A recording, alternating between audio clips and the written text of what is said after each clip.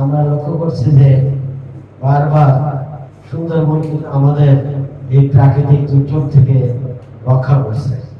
প্রশ্ন হলো যে সুন্দরবন যে আজকে পলিথিন প্লাস্টিক দূষণে আক্রান্ত, সুন্দরবন যে আজকে দখল দূষণে আক্রান্ত, সুন্দরবনকে রক্ষা করবে কে? যে সুন্দরবন আমাদেরকে রক্ষা করছে, আজ সেই সুন্দরবন ধ্বংসের পথে। রবীন্দ্রনাথ ঠাকুর বলেছিলেন যে মানুষের ক্রিয়া প্রকৃতির দান, এই দুই মিলে হচ্ছে সভ্যতা।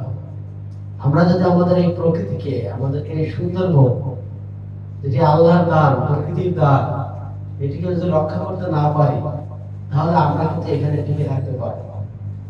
আজকে যে তাপদাহের কথা বলা হচ্ছে, যেই বাড়িতে গাছপালা আছে, যেখানে বাজারে একটু গাছপালা আছে, যে রাস্তার মোড়ে একটু বড় বট গাছ আছে, সেখানে কিন্তু মানুষ যে আশ্রয় নেয় এবং সেখানে কিন্তু একটু শীতল, যেখানে একটু নদী আছে, পুকুর আছে, দিঘি আছে, সেখানে কিন্তু আপনি একটু শীতল পাবেন এই রোদ্রের মধ্যে।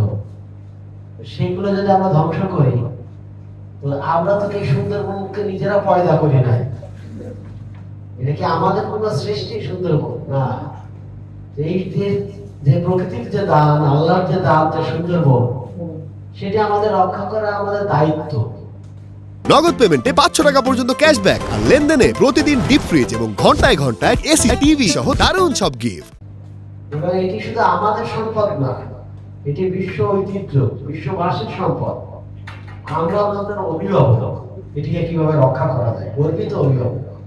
এটি যদি আমরা রক্ষা করতে না পারি, তাহলে বিশ্ববাসী আমাদেরকে প্রশ্ন করবে যে তোমরা কি কাজটা করলে, কি দায়িত্ব পালন করলে এরকম একটি সম্পদকে তোমরা রক্ষা করতে পারো।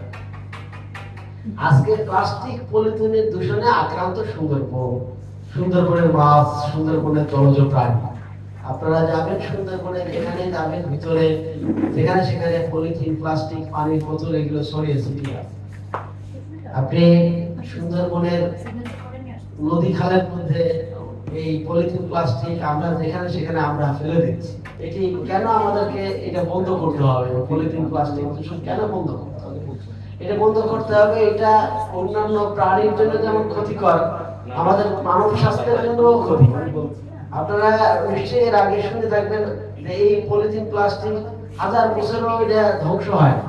এটা কিন্তু ক্ষুদ্র ক্ষুদ্র কণা, এটা মাইক্রোপ্লাস্টিক যেটিকে বলে ইংরেজিতে, এটি কিন্তু ভেসে থাকে আর কি, বাতাসে ভেসে থাকে, পানিতে ভেসে থাকে। যে সুন্দরবনটা আমাদের মায়ের মতো, যে সুন্দরবনে এত শত শত হাজার হাজার প্রাণীগুলোর বসবাস, যাকে বলা হয় মহাপ্রাণ সুন্দরবন, মানে অসংখ্য প্রাণীর বসবাস যে সুন্দরবন, এবং এই পৃথিবীতে এত প্রাণের যে সমাহার সুন্দরবনে আছে, সেগুলো কোনো না কোনো কারণ উপকারে আসে এবং সেগুলো সৃষ্টির সেরা জীব হিসেবে আমাদের কল্যাণে তো আসেই, সুতরাং এই পৃথিবীর কল্যাণে সেগুলো আসে। কাজে আমরা এই সুন্দরবনকে আমাদেরকে সেই কারণেই রক্ষা করতে হবে।